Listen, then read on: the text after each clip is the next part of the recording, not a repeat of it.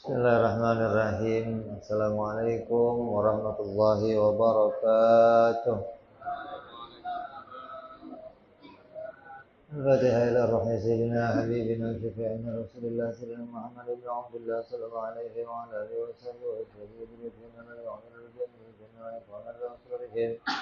wa anwarihim alumina qad barakati fid dini wa dunya wal akhirah wa ja'aluna min hizbihim ويرزقنا محبتهم ويتوفنا على ملتهم ويكفرنا في سكرتهم إلى أنبيائهم وسلامة ثم الفضل في الكتاب في أحمد بن عطاء الله ثم إلى آخر ذكرها في أصحاب الأمة البارة ثم إلى آخر الوالدين أبي عبد الله بن مسعود ثم إلى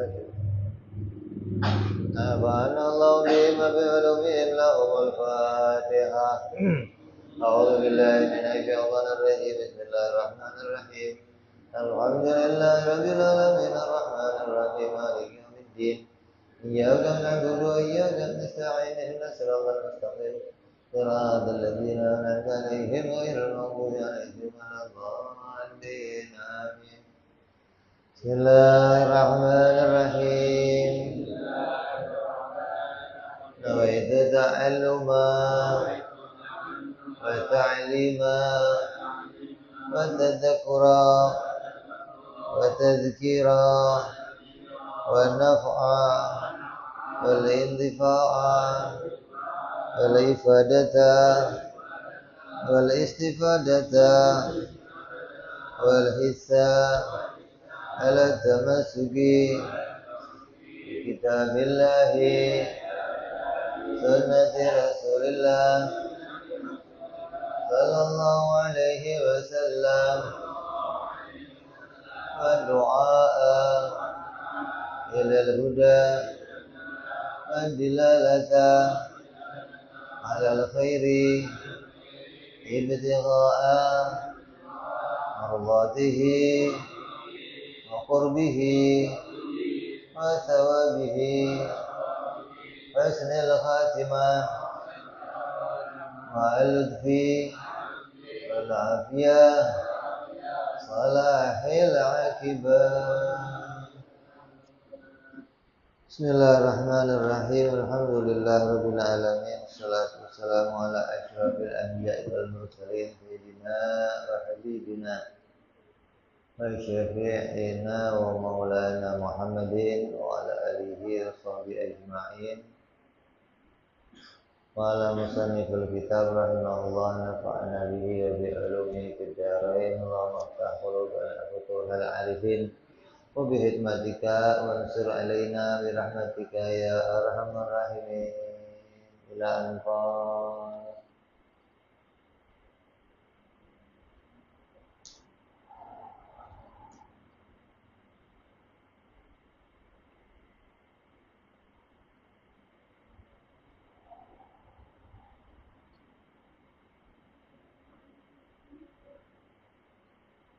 Yang ke-41 ya? Hah?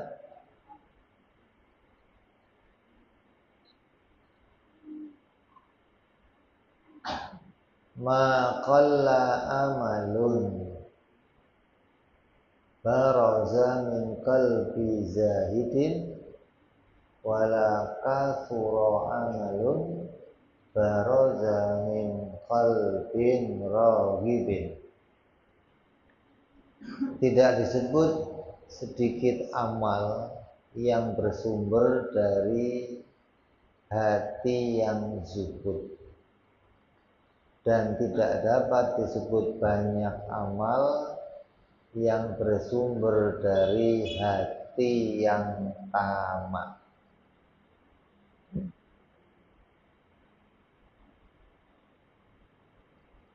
Ini makna terjemahnya.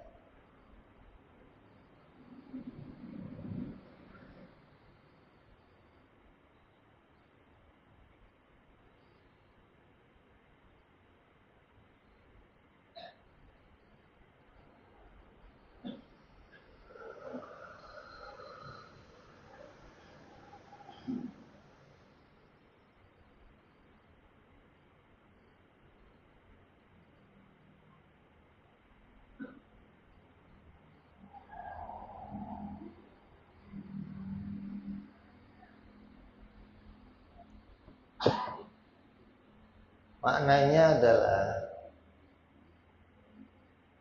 tidak bisa disebut amal yang sedikit.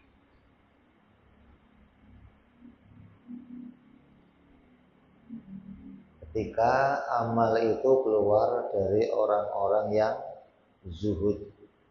Zuhud itu orang yang tidak suka kepada dunia.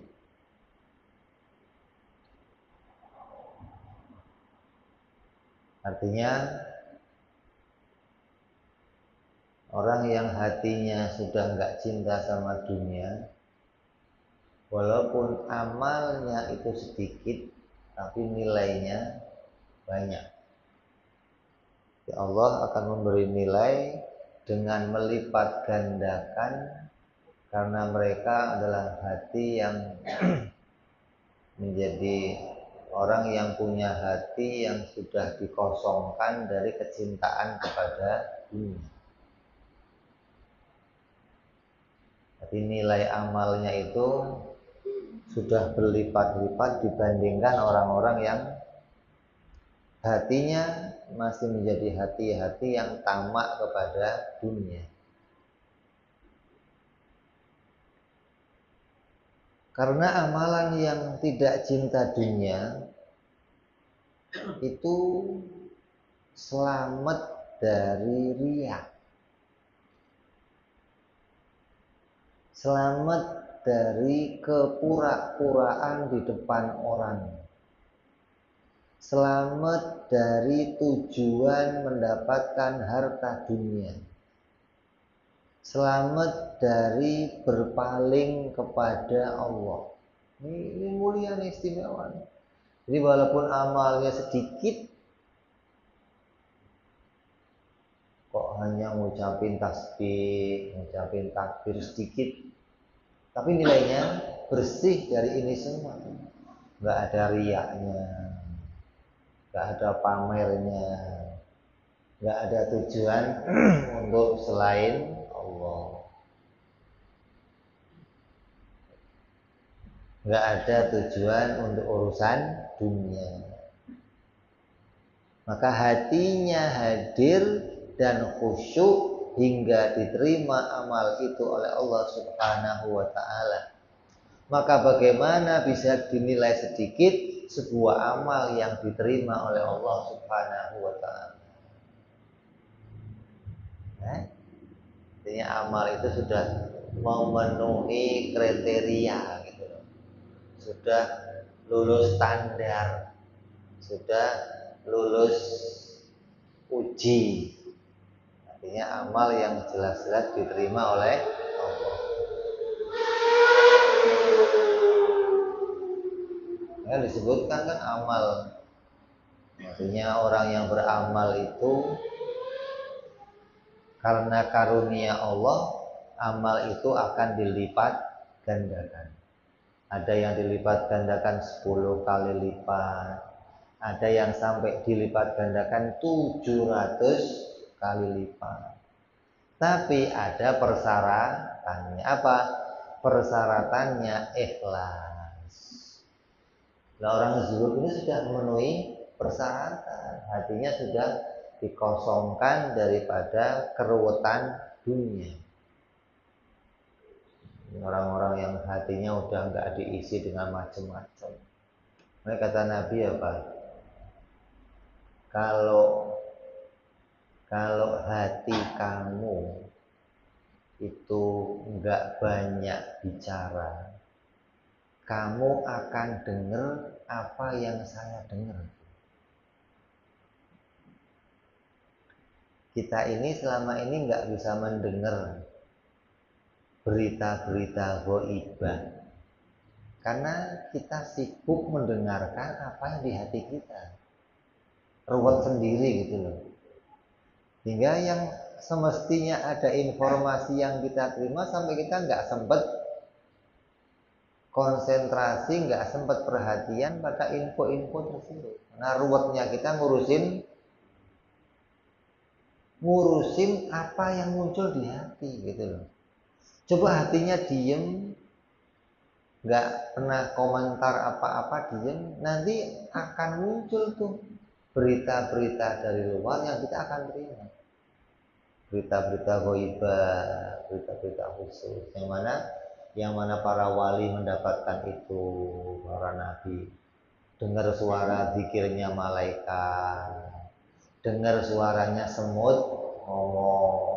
Enggak, kama koli doang yang dengar, ini juga bisa dengar semut ngomong. Dia kira dia doang yang dengar. Ya. Hah? Jadi orang yang amalnya sudah demikian, sudah ada keikhlasan, jadi orang-orang yang zuhud, nggak ada riya, nggak ada manusia di hatinya, nggak pernah berpaling dari Allah, yang dipandang setiap amalnya itu adalah Allah, maka bagaimana amal yang begitu bisa nilainya sedikit, walaupun amalnya secara zahir cuman sedikit. Jangan kamu ukur, oh sholatnya wajib doang, sunnah ngerjain, wajib ngerjain, tahajud, duha komplit, bagaimana bisa dibandingkan pahalanya? Wah, nggak terukur. Maka sangat akan berbeda dengan amalnya orang yang cinta dunia.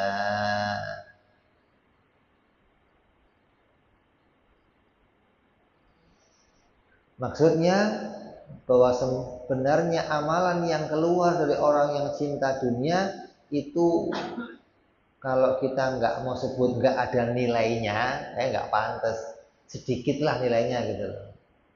Ada yang mau dinyatakan itu nggak ada nilainya, tapi disebut di sini nilainya sedikit, walaupun kelihatan amal itu baik, ngajinya luar biasa, zikirnya luar biasa, tasbihnya mana-mana bawa tasbih, sunnahnya nggak tinggal, ini nggak tinggal, penuh. Tapi keluar dari orang yang cinta dunia, maka walaupun kelihatan banyak dari luarnya, maka sedikit nilainya. Karena amalan orang yang cinta dunia tidak akan pernah kosong dari ingin dilihat orang, tidak lepas dari riya, tidak lepas dari kepura-puraan di depan manusia, juga bisa saja berpaling khusyuk, nggak punya nilai khusyuk dan berpaling dari Allah, hingga hatinya condong terhadap dunia. Lalu bagaimana bisa dianggap banyak kalau amal itu tidak diterima oleh Allah Subhanahu wa ta'ala?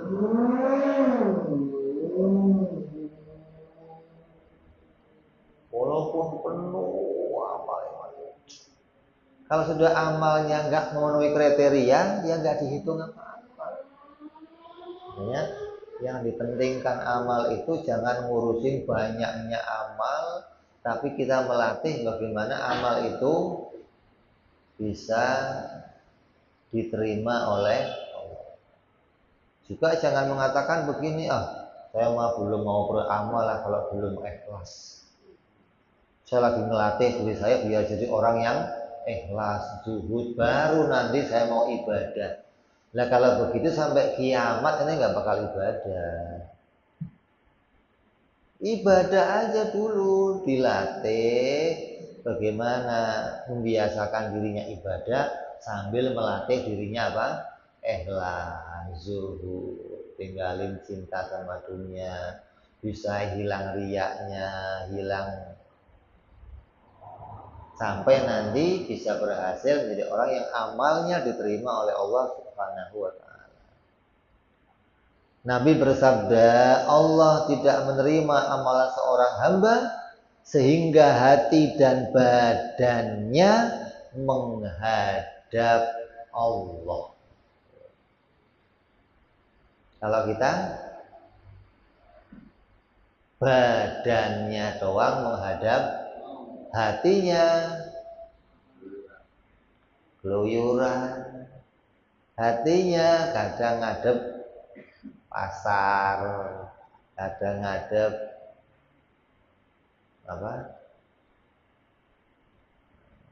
motor yang belum dibayar, kadang hatinya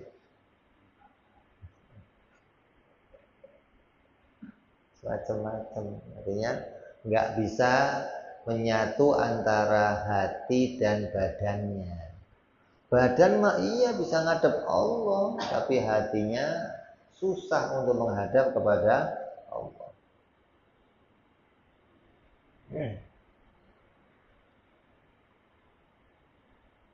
Makanya kemarin lagi rembukan sama Ustadz Udin loh, bagaimana caranya hati kita ngadep kepada Allah. Coba masing-masing punya cara apa untuk ngadep sama. Dan caranya sholatnya yang cepat nih. Artinya sholat cepat itu sampai nggak sempet berpikir yang lain. Ada yang pakai cara berusaha untuk bagaimana hatinya nggak sampai pernah ngomongin sesuatu. Ada yang pakai cara nggak inget-inget sama yang lain. Ini orang punya cara macam-macam agar pikirannya bisa tetap konsentrasi menghadap kepada Allah. Nah, upaya-upaya seperti itu upaya yang luar biasa. Bagaimana cara kita agar menghilangkan banyaknya hati yang keluyuran ke sana kemari, hingga hatinya betul-betul menghadap kepada Allah Subhanahu wa taala. Kata Nabi SAW, berapa banyak orang yang berdiri sholat tapi hanya dapat capek dan susah, dapatnya keringetan doang. Walaupun dia nggak harus mengqadha sholatnya, tapi dia nggak dapat nilai apa-apa di hadapan Allah Subhanahu wa taala.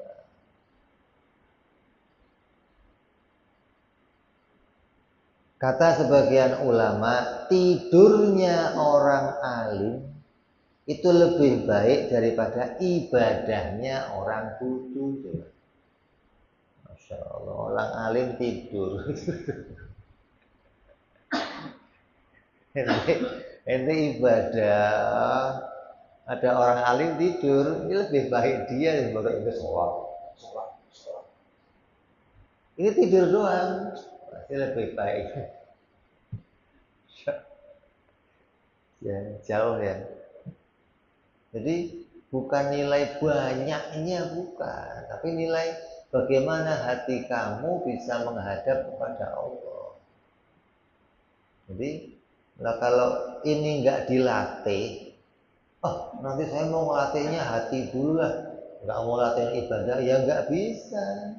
Latihannya ibadah sambil melatih hatinya menghadap Allah. Jangan ngelatih hatinya dulu lah, kapan berhasilnya. Nabi Shallallahu Alaihi Wasallam bersabda,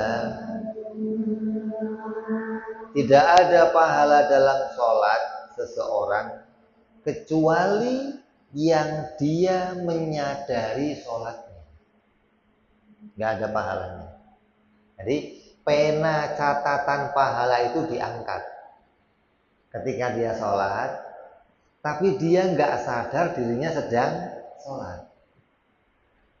Jadi Allahu Akbar, sadar saya lagi mau sholat zuhur karena Allah. Selesai begitu takbiratul ihram, baca iftitah, mulai Fatihah, mulai itu keluyuran. Tahu-tahu sudah lagi, sudah ruku aja. Tadi gua baca apa? Bukan. Yang begitu diangkat pena catatan pahala dalam sholat. Sampai kapan? Sampai kamu kembali ingat lagi kamu sedang sholat, maka dicatat pahalanya lagi. Kok lupa lagi? angkat lagi, ingat lagi, tulis lagi terus. Hingga kamu nggak mendapat nilai, paling nilainya orang sholat takbir dan salam. Saat takbir ingat, salam juga, alhamdulillah selesai.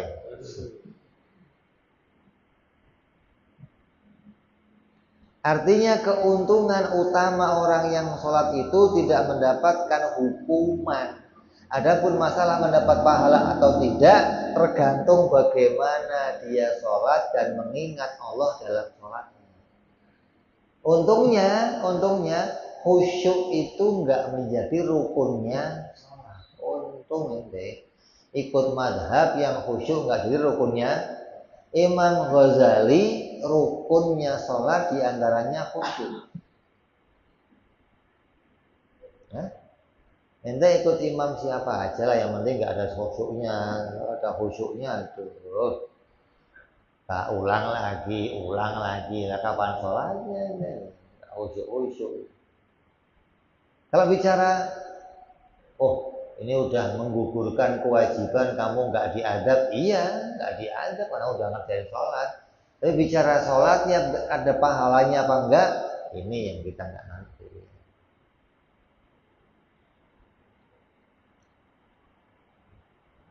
Berkata Imam Ahmad, dengan hadirnya hati dalam sholat menjadikan pahala dan kemuliaan bertambah tinggi di hadapannya Allah Subhanahu wa ta'ala. Jadi hati yang hadir itu gak cuma mendatangkan nilai catatan, tapi nilai kedudukan kamu ditinggikan oleh Allah Subhanahu wa ta'ala. Keuntungannya orang yang sholat dalam keadaan apa? Khusyuk. Dalam keadaan tidak mengingat dunia. Coba latihan. Latihan itu, oh cara ini gagal, ganti cara ini gagal. Terus nanti kalau memang kan bisa. Karena orang kalau latihan terus, bagaimana bisa? Nanti bagaimana berusaha dari awal takbir sampai salam kamu tetap mengingat diri kamu sholat.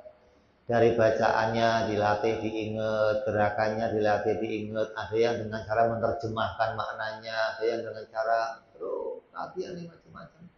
Yang penting nggak sampai pikirannya keluar dari sholat. Maka ini upaya yang seperti ini adalah upaya bagaimana kamu mendekatkan diri kepada sahnya ibadah yang diperintahkan oleh Allah Subhanahu wa ta'ala. Nabi Shallallahu alaihi wasallam bersabda, sungguhnya dua orang dari umatku sholat dengan cara yang sama tapi mendapatkan pahala yang berbeda antara langit dan bumi. Jejeran sholatnya, tapi yang satu nggak dapat pahala, yang satu pahalanya luar biasa. Padahal sholatnya, karena ketika sholat dengan keadaan hati yang berbeda, yang satu hatinya hadir, yang satu hatinya keluar, hatinya kesono kemari, hatinya jalan-jalan, enggak di dalam sholatnya. Diceritakan dari Ibnu Mas'ud radhiyallahu taala anhu, beliau berkata, salat 2 rakaat yang keluar dari orang yang tidak cinta dunia, zuhud dan alim lebih utama dari ibadahnya seorang ahli ibadah yang sungguh-sungguh beribadah sepanjang masa. Cuman 2 rakaat.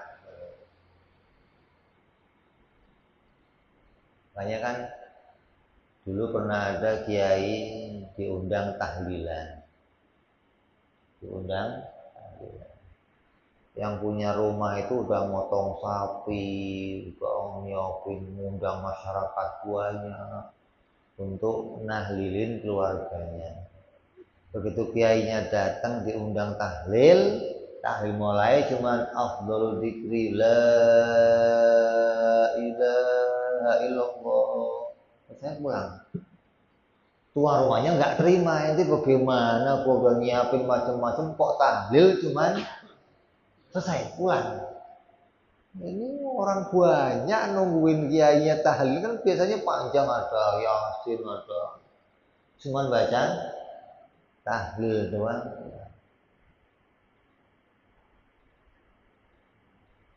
Beberapa hari kiainya dengar tuan rumahnya nggak terima kalau dianya baca tahlil terlalu singkat. Akhirnya berkunjung ke rumahnya si kiai. Kata, ya sudah kalau kamu nggak senang dengan cara saya, kamu pinginnya bagaimana? Ya yang panjang ya ini. Saya udah motong sapi udah. Ya udah sekarang ditimbang aja lah. Potong pohon kelapa yang panjang, sapinya beli kamu, taruh sini bacaan la ilaha illallah saya. Coba nilainya berat mana? Ini kiai keramat. Begitu ditimbang la ilaha illallah, jelek. Sapinya enggak bisa mengimbangi satu bacaan la ilaha. Artinya sapi yang kamu siapkan begitu banyak enggak ada nilainya dengan apa yang saya baca. Lah kalau saya bacanya 30 kali ya kamu mesti 100 sapi harusnya. Mau 1 sapi aja bangga bener. Itu nilainya orang yang zuhud, orang yang lillahi ta'ala, orang yang ikhlas, satu bacaannya itu nilainya luar biasa. Jadi jangan nilai seorang kiai dari kiai kok bacaannya cepat banget. Nilai yang dilihat adalah bagaimana kualitasnya, bukan kuantitasnya. Orang yang cinta kepada dunia akan selalu lalai hatinya kepada Allah walaupun dia zikir Allah, Allah, Allah, Allah, tasbihnya putus sambung Allah. Kalau sudah cetakan hatinya cinta dunia, tetap mulutnya doang yang zikir, hatinya keliling dunia, hatinya keluyuran, gak akan bisa hatinya betul-betul mengingat Allah Subhanahu wa Ta'ala. Karena hati seorang yang condong, hati itu akan condong pada sesuatu yang dia cintai. Kalau ente cintanya sama Allah, sama akhirat, ya kamu akan condong ingatnya Allah. Kok kamu condong sama dunia, walaupun mulut ngomong Allah, Allah, Allah, tetap hatinya ingatnya dunia. Jadi hati itu ibarat magnet. Dia akan nempel kemana yang dia condongi. Banyak ada orang nanya sama Buya Hamka gitu kan. Buya, saya kemarin pergi kemana? Mekah, Madinah. Saya di sana ketemu sama PSK. Di Mekah, Madinah ketemu sama PSK. Gimana menurut Buya? Buyanya diem aja. Terus nggak lama ketahuan ya. Saya juga kemarin habis pulang dari Amerika. Di Amerika saya nggak ketemu PSK. Di Amerika nggak ketemu. Di Mekah, maknanya apa? Orang itu akan dipertemukan apa yang dia condongi di hatinya. Kalau condong sama PSK, biar ke Mekah ketemunya PSK loh gitu. Kalau orang itu nggak pernah condong sama yang begitu, ya biar kamu ke tempatnya nggak perhatiin, nggak pernah ngeliat begitu-begitu. Jadi bagaimana kecondongan hati kamu, maka itulah yang akan kamu perhatikan. Jadi kalau hatinya condong sama dunia, biar mulutnya diisi apapun akan condong ke sana. Makanya orang kok bisa ngimpi ketemu Nabi, kenapa? Karena hatinya condong ke Nabi. Terus mau tidur ingatnya Nabi, mau apa ingat Nabi. Hingga nanti akan ngimpi ketemu. Ada orang minta, Pak Kiai, ada nggak resepnya biar saya bisa ngimpi ketemu Nabi? Ada. Mau dong Mbak Kiai? Boleh. Praktek ya. Kalau mau tidur, makan ikan asin yang banyak, jangan minum. Ikan asin Mbak Kiai? Iya. Itu bener. Kamu mau nurut nggak? Nurut, ya nurut. Ini hubungannya apa? Kata dia, makan ikan asin, nggak minum lagi. Udah dia makan ikan asin, makan. Begitu selesai yang dimakan kebuahnya, mau minum inget nggak boleh minum. Ikan asin seret, ini ikan asin. Udah, ini karena kiai yang ngomong, udah saya paksain nggak minum. Sambil seret-seret dia tidur. Begitu tidur, ngimpinya kebanjiran. Ngimpinya berenang di kali. Ngimpinya kecemplung sumur ngokok. Begitu bangun, inget saya nggak ngimpi ketemu Nabi. Terus saya ke rumah Kiai, gimana sih Kiai? Saya udah macem-macem begini, udah makan kok sampai nggak ngimpi ketemu Nabi, gimana? Kamu ngimpinya apa? Ngimpinya kelelep Pak Kiai, ngimpinya kebanjiran. Lah itu caranya begitu. Caranya gimana? Waktu ente mau tidur, ente mengharapkan minum. Maka ente ngimpinya minum air. Kalau ente mau tidur mengharapkan rindu ketemu Nabi, yang ngimpinya ketemu Nabi. Jadi orang itu bagaimana condongnya hatinya gitu loh. Makanya orang kalau mau tidur, condongnya kemana? Kalau ini kan nggak mau tidur, ngitung apa? Hah? Ngitung sisa utang, ngitung kiriman, ngitung seharian apa yang lupa, ngitung besok mau kemana, ngitung. Nggak ada kecondongan itu, ya nggak pernah ngimpi-ngimpi. Sedangkan orang yang zuhud akan selalu ingat Allah walaupun sedikit menyebut nama Allah. Dasarnya hatinya condong sama Allah. Hingga nggak perlu nyebut, dia lihat apapun ingat Allah. Ingat Allah, lihat langit ingat Allah. Karena langit bumi adalah alamat, petunjuk yang menunjukkan kita kepada Allah, karena hatinya selalu mengingat kepada Allah Subhanahu wa taala.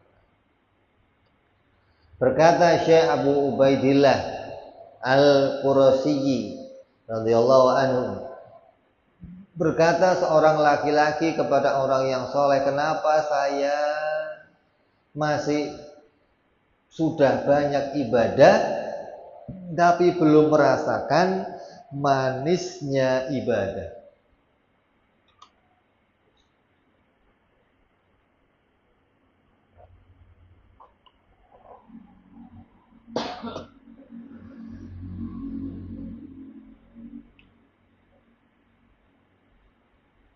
Ini laki-laki udah umurnya, udah ada umur, sholat udah nggak kehitung lah. Tapi ini ngomong, ya Kiai, kenapa kok saya ini selama ini nggak pernah ngerasain manisnya sholat, manisnya ibadah dalam hati saya? Maka menjawab orang soleh tersebut, bagaimana kamu akan mendapat nikmatnya ibadah sedangkan di dalam hati kamu masih cinta dan selalu bersama anak perempuannya dunia, anak perempuannya iblis. Apa itu? Dunia. Dunia itu dikatakan anak perempuannya iblis. Nah kalau kamu kok di hati kamu ada seorang anak perempuan, apalagi anak perempuan itu kamu kawinin, ya pasti bapaknya sering berkunjung.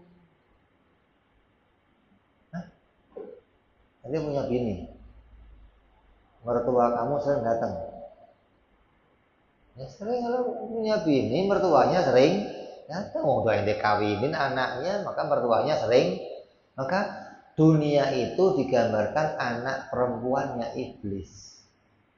Kalau kamu kawinin dia, kamu ingat dia ke hati kamu, bapaknya sering datang ke hati kamu. Anaknya udah bahaya, apalagi yang datang mertuanya. Bayangin. Karena kalau ada anak iblis di hati kamu, yaitu dunia, maka pasti iblis akan sering berkunjung ke rumah anak perempuannya, yaitu hati kamu. Dan iblis tidak punya keinginan lain ketika masuk ke rumah kamu kecuali hanya untuk merusak kontrol seluruh anggota tubuh. Jadi iblis itu ketika datang nggak mau yang lain kan? Kalau kamu sudah cinta dunia, terus dirusak seluruhnya, mata dirusak, telinga dirusak, otaknya dirusak, tangan dirusak, kaki dirusak, kontrolnya dirusak, agar kamu berjalan ke sono ngurusin dunia.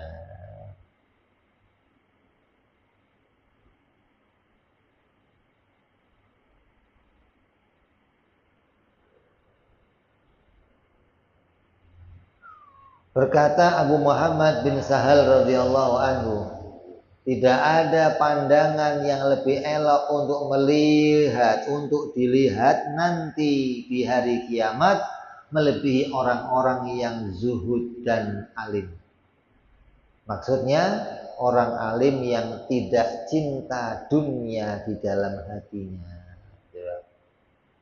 Kata beliau, nanti di akhirat pandangan yang paling elok itu ketika melihat barisannya orang-orang yang zuhud-zuhud.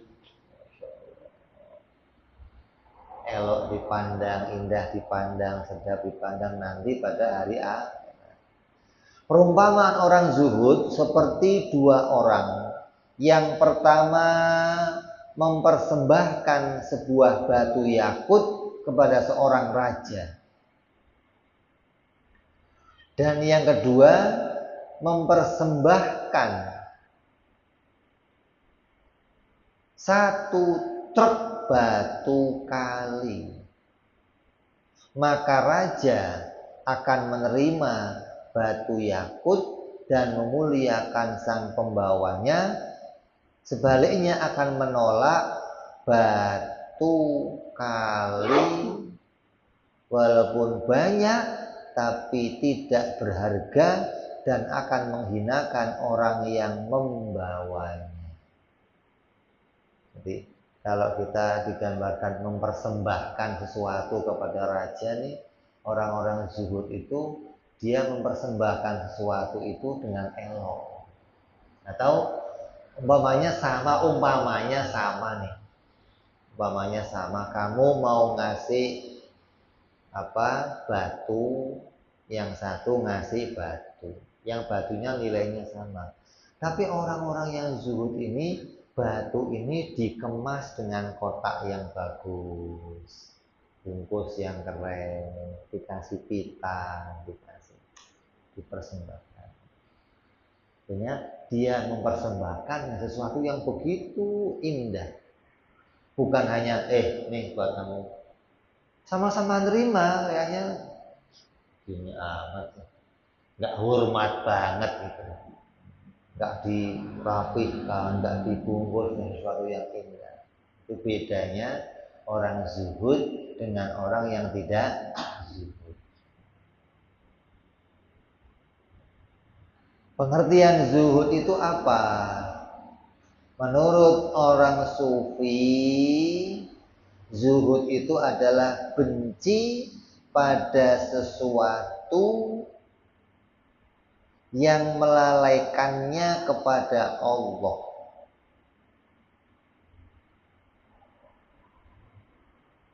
Orang yang membenci segala sesuatu yang melalaikannya kepada Allah, itu namanya orang zuhud indah sufi.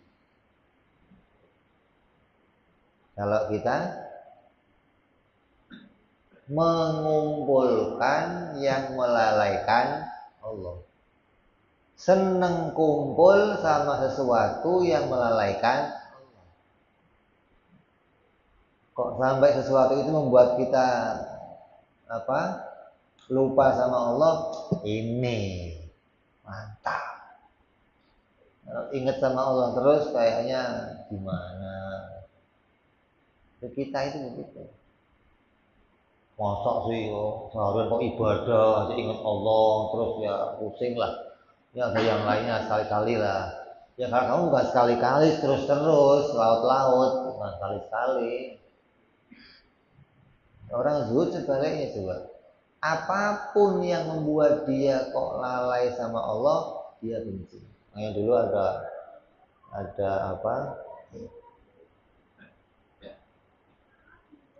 seorang kakek dibawain oleh-oleh sama anaknya.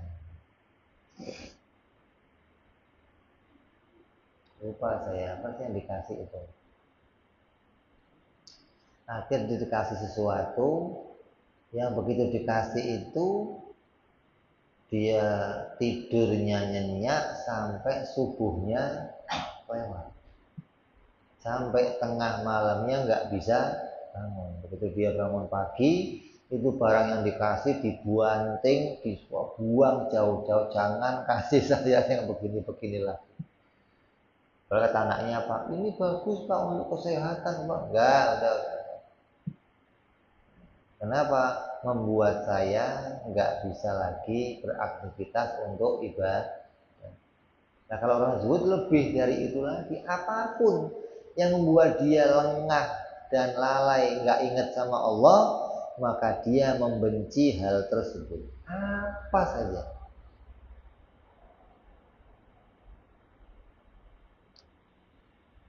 Apa bentuknya? Apa saja. HP, televisi, ngobrol sama tetangga, ngobrol sama orang, ngobrol apa saja yang membuat dia kok lupa sama Allah, maka dia nggak akan mendatangi perkara itu lagi.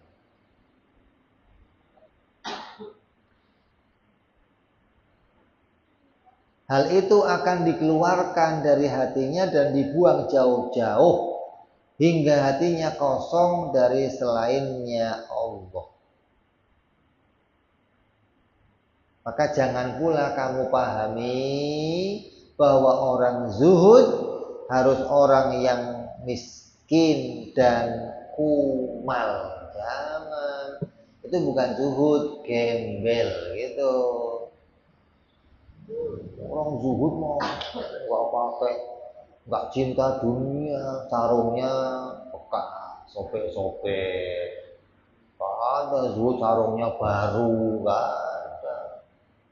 Zuhud sarungnya kok BHS, nggak ada. Lo kira orang zuhud itu gembel apa gimana? Bahkan orang kaya pun bisa menjadi zuhud, karena zuhud urusannya bukan urusan badan, tapi urusan hati. Itu mestinya. Jangan dibalik, orang zuhud mah nggak bakal ingat sama dunia-dunia, nggak pernah mikirin. Justru ketika dunia nempel di dalam dirinya, hatinya tetap ingatnya Allah.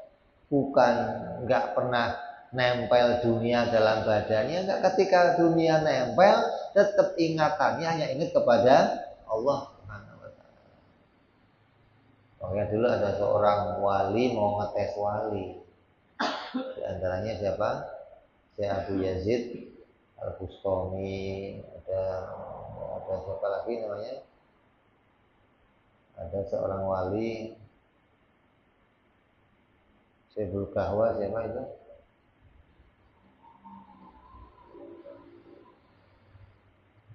Datang ke rumahnya, dengar bahwa ini ada wali kaya raya, punya kereta kencana, punya macam-macam. Gak percaya saya kalau dia seorang wali, gak percaya.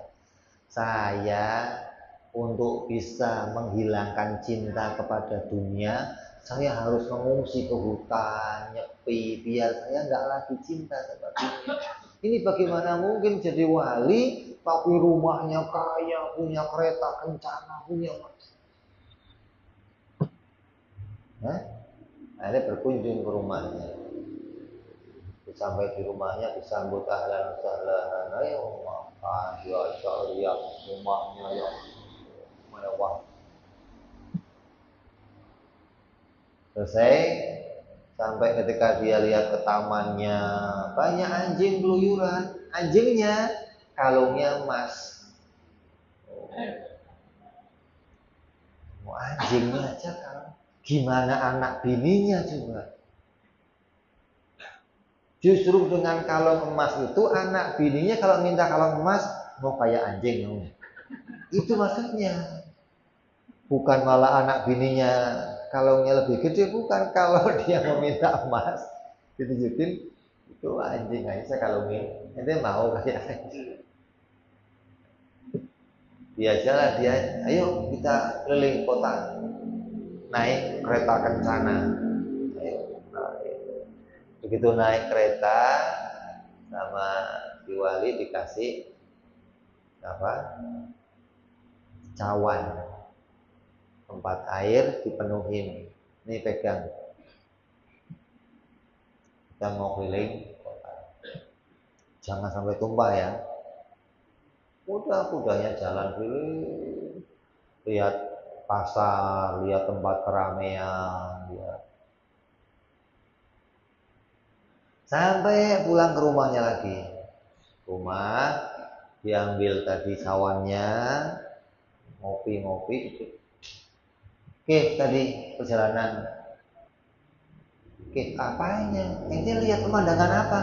Boro-boro lihat apa? Aku mikirin ini biar gak tumpah sehari dari tadi ke sono. Boro-boro mikirin pemandangan pasar, lihat. Mana bisa orang yang dikasih tugas begini. Hati saya begitu. Walaupun di badan saya penuh macam-macam, saya menjaga hati itu nggak keluar memandang Allah Subhanahu wa Ta'ala. Itu zuhud begitu maksudnya. Jadi nggak harus zuhud itu kumel, sarungnya sobek-sobek. Itu latihan zuhud. Kalau orang zuhudnya sudah beres, nggak begitu lagi udah. Ngelatih zuhud itu ya macam-macam caranya. Mau ninggalin kesenangan, ninggalin kemewahan, ninggalin itu ngelatih jadi orang zuhud. Ketika sudah zuhud, ya ini seperti wali-wali. Nggak ada lagi kecondongan dalam hatinya kepada dunia. Jadi zuhud bukan urusan badan, tapi zuhud urusan hati. Bagaimana hatinya? Nggak lagi cinta kepada dunia, bukan badannya nggak punya dunia. Maka orang yang ibadahnya dengan hati yang sudah kosong dari dunia, maka walaupun sedikit nilai amalnya, nilainya nggak akan terhingga di hadapan Allah Subhanahu wa Ta'ala. Mudah-mudahan kita dituntun oleh Allah bisa menjadi salah satu dari orang-orang yang diberi karunia bisa zuhud dalam ibadahnya kepada Allah Subhanahu wa Ta'ala, insyaallah. Amin ya rabbal hadhihi niyyah wa ala niyatin ila hadratin nabi. Al-Fatihah. A'udzu billahi minasy syaithanir rajim. Bismillahirrahmanirrahim. Alhamdulillahirabbil alamin arrahmanir rahim maliki yaumiddin. Iyyaka na'budu wa iyyaka nasta'in. Ihdinas siratal mustaqim. Siratal ladzina an'amta 'alaihim ghairil maghdubi 'alaihim waladdallin. Amin. Ya Rabbana i'tarafna wa annana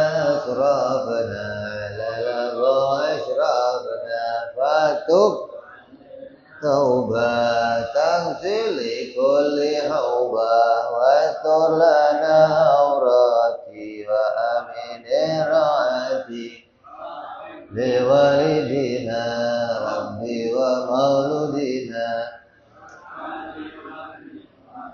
وسائر الهلال وكل ذي محبة والمسلمين أجمعين ربي فضلا وجودا منا لا باكتساب منا بالمصطفى رسولي نظر بكل سولي صلى عليه أدى الحب وآله وصحبه جاد قاسي صحبي والحب بالبدء وتناهي سبحان ربك رب العزة عما يصفون وسلام الحمد لله رب العالمين. Assalamualaikum warahmatullahi wabarakatuh.